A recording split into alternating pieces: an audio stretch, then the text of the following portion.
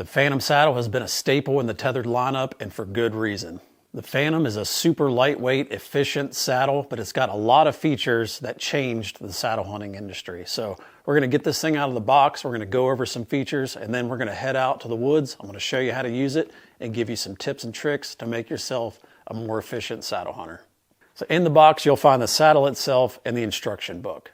Make sure you take a few minutes, read through the instructions to make sure that you're completely safe while climbing a tree. Now you'll notice when you pull the saddle out of the box, this thing is super small, super lightweight, but once you get into it, you realize that it has a ton of awesome features that started with the Phantom saddle. So the nice thing about the Phantom is that it comes with your leg straps built in, your utilibridge, your waist belt. Everything's ready to go right out of the box. Really, all you got to do is add your ropes, add a couple pockets, and you're good to go. So we're going to go over each individual item here so you kind of understand what each part is and what it does. So this rope right here is your bridge. This connects the two sides of the saddle, and this is what connects to your carabiner that goes around the tree, and this is what holds you into the tree, is this bridge right here. Now the utilibridge was the first of its kind, and it was introduced on the Phantom saddle. So this is the first full berry AM steel bridge that is fully adjustable with this Prusik knot. So on the side loops of the saddle here, you'll see these little balls that are installed in this channel of webbing. These are called comfort channels. So what this allows you to do is you can run the loop of your bridge in between these little channels, and that's going to change the pull dynamics of the saddle. So if you want to feel more pressure on the bottom, you put this toward the bottom. If you want more of an equal pull top to bottom, you can run it right in the middle. And then if you want more pressure on the top, you simply run this in the top position. So it gives you a lot of adjustment throughout your hunt and makes this saddle super comfortable. So from there, we've got our Freedom belt. Now this belt free slides in the channel on the top of the saddle. So you can actually adjust this belt to make this saddle go down super, super small. Another benefit is you can position the buckle center of your body whenever you start to layer up, whenever it gets colder out. So that is your Freedom belt. You've got your leg straps here with our G hooks. These hooks are super simple, but they go on the inside, they go up between your legs and then hooks in right here. And that keeps the saddle in place if you would happen to slip. On the side here, you'll notice these extra big loops right here. These are your lineman's loops. This is what connects you to the tree as you're climbing. So you've got one on each side, and you simply girth hitch your rope to one side, run it around the tree, clip into this side.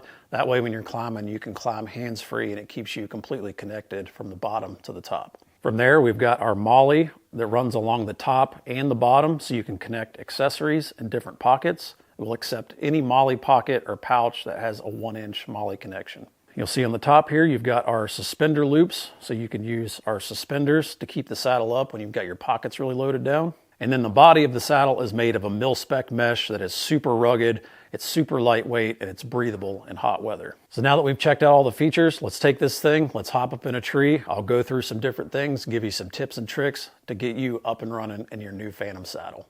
All right, so we got our Phantom saddle here. I'm gonna go ahead and throw it on, show you how to adjust the buckles, the belts, and get it set up, ready to hunt. Go ahead and undo the waist belt here.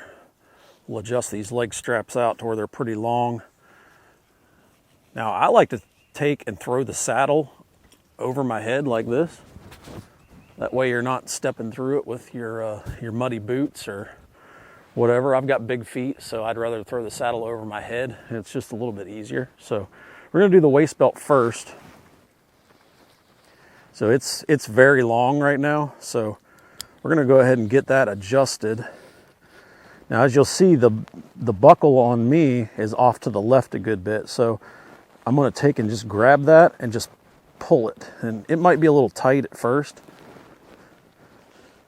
You can see I centered it right up there. Around. All right, so we'll get that kind of snug, and I wear it just above my normal belt line. So when you're walking in the woods, you want to wear it just a little bit high. That way it's not sagging down on you. So you've got all this excess webbing right here. So what I like to do, so you've got this little elastic keeper right here. So if you take this webbing and roll it inward like this.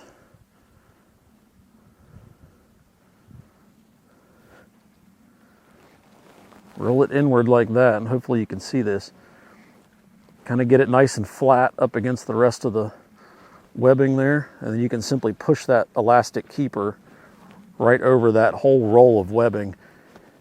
And that's pretty much where you can leave that thing until you really put a lot of clothes on and bulk up for the colder weather. So that one's totally done. So when you undo that, it's going to stay like that, and you can simply throw the saddle on. You don't have all that extra webbing flopping around all over the place. Now, here's another little pro tip for you. If you've got a hoodie on like I do with this pocket, you can run the buckle inside the pocket and plug it in, and then you could use your hoodie. So, little pro tip for you there. So, all right, we got the waist belt. Now we're going to do the same thing with the leg straps. Now with the leg straps, the hooks are oriented, so you want the hook to go down, the open side of the hook to go down. So this one is going to be my left side, and it's going to go to this orange loop right here. We're going to tighten it. And you don't want these to be super, super snug. Like you can see, I can put my hand underneath of there, make it just a little bit tighter. We'll go with the right side. Same thing, hook is going down into the orange loop. Same thing, we'll just snug it up. They don't have to be super, super tight. All right, we're going to do the same thing with these. We're going to run the webbing through the webbing keepers here. Slide that back toward the buckle, and we're going to do the same thing. Roll this inward so the tag end is captured inside of this little roll that we're making. So we're going to roll it up there a decent little ways toward the buckle, and then simply slide the webbing keeper right over it, just like that. Same way with this one.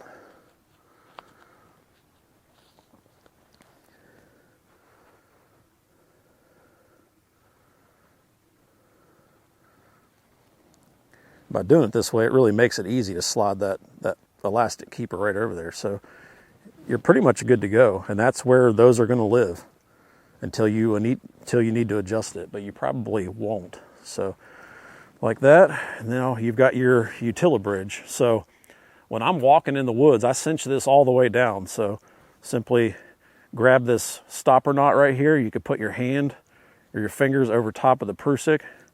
Simply pull that down until it's tight, and then I take the tag in and I go around my back, and I simply tuck this in behind this webbing right here. And that's how I walk into the woods, is that right there. So when I get to my hunting spot, you know, I've already got my lineman's rope installed on my left loop right here. I pull it out of the pouch, run it around the tree, hook it to this one, and the rest of this stays put just like it is until I'm ready to hook up my tether. So now if you're a little bit bigger in the waist than I am, and you can't get this all the way around your body, if you've got your pouch installed on here, you can simply wrap it around your pouch and tuck it right in there. So now this video is just to show you how to get familiar with your saddle. So that's what this is for. If you want more information on how to climb the tree, we've got other videos for that. So this is just a basic video to kind of show you how to get started with your saddle right out of the box. So I'm going to set my tether about chin height. That's a good starting point for me. I'll go ahead and undo the utility bridge. Now I'll typically leave the tail about, I don't know, 8 inches or so, 6 to 8 inches. I run a pretty short bridge most of the time. All right, now that we're hooked up to the tree, a lot of times I will loosen the waist belt just a little bit, so it's still snug, but you've got some wiggle room to pull the saddle down. So typically I will pull the saddle down so it's kind of right below my normal belt line in my pants. And then I'm just going to lean back into it, and now I'm just going to get a kind of a feel for it, kind of settle into it. Now, the cool thing about the Phantom is the comfort channels on this side loop right here. You'll notice these little hard balls that are in the webbing that are built in. So right now I've got them in the top, so that's going to put more pressure on the top band of the saddle. So if you like a more neutral feel where it feels like it's equal top and bottom, simply So the way I like to do it when I'm in a tree, I'll grab up above the carabiner like this, simply pick up a little bit, and then just take your fingers and just slide that down, just like that. And once you do this a couple times, you can do it really quick and on the fly. So immediately I can feel the difference right there. So this is something you want to play with and see what you like the best. So for me, that's probably a little too much pressure toward the bottom. So I would simply just kind of pick my weight up and just move it back. That feels pretty good to me right there. Get a feel for the bridge by pivoting your hips. Slides nice and smooth on the carabiner. You know, just sit in different positions. Just get a feel for it. Now, if you shorten the bridge more, it's going to put more pressure. It's going to wrap the saddle around your hips a little more. So you're going to feel a little bit more pressure, a little more secure. But you're going to want to find a happy medium between, you know, a super long bridge and a super short bridge. And it honestly depends on what the hunt calls for. A lot of times if I'm hunting with my longbow or my recurve, I'll run a super short bridge and a low tether. So I'll run a bridge that's that short and then lower this down a little bit. So even that right there feels really good to me. And that gives me more clearance for the bridge, so I don't have to worry about my string hitting the bridge, especially if I go over the bridge like this. So that's totally up to you. That's something you'll need to play with and kind of get a feel for. You know, another thing is to lengthen this all the way out. We'll make a real high tether, so we'll go up real high as I can reach. Tighten that up and see how that feels for you. So the nice thing when you have a tether that high is it gives you a lot of room to maneuver around the tree because this rope can wrap around the tree. So as you can see, I can wrap all the way around and shoot over here, no problem at all. Now the shorter you have this, it's going to restrict your movement a little bit. So it totally depends on the hunt, the situation. I change it up sometimes. Now I'll show you with this short bridge and a shorter tether. You know, if I go to walk around the tree, that's about as far as I can go. I wasn't able to get all the way around to the other side, so that's one thing to keep in mind. But yeah, guys, this is the Phantom saddle. It's super simple. It's really easy to get up and running in this saddle, and I highly encourage you to set up on the ground just like I am right now. Familiarize yourself with all the adjustments, with the tether, the saddle, the comfort channels, and you know, just a little bit of time in the saddle doing what I'm doing right now, and you will be ready to go. Now I'll show you when I go to take this saddle off, lengthen our bridge out. When you're taking these out of these loops, these hooks, they have a little bit of a curve to them on the end and they'll get hung up. So if you kind of push in like that, they'll slide right out. So there, the saddle's undone. I'll go in here and now with the waist belt, you've got these two little tabs right here, and you simply just push those in, and it'll release like that. And then I'll take and go over my head again, just like that. Now you can see, now that I've done the waist belt, there's no extra webbing flopping around there. Same with the leg straps, and they can stay like that. So when you go to put this in your truck after a hunt, you can simply fold it up just like this, or put it in your pack, whatever you want to do, and you're good to go. So that is the Phantom saddle. The Phantom saddle has a ton of features that literally change the saddle hunting market, and I think you'll find that even today, the Phantom is an incredible saddle. It's lightweight, it's efficient, it has a ton of good features, and this is probably my favorite saddle of all time.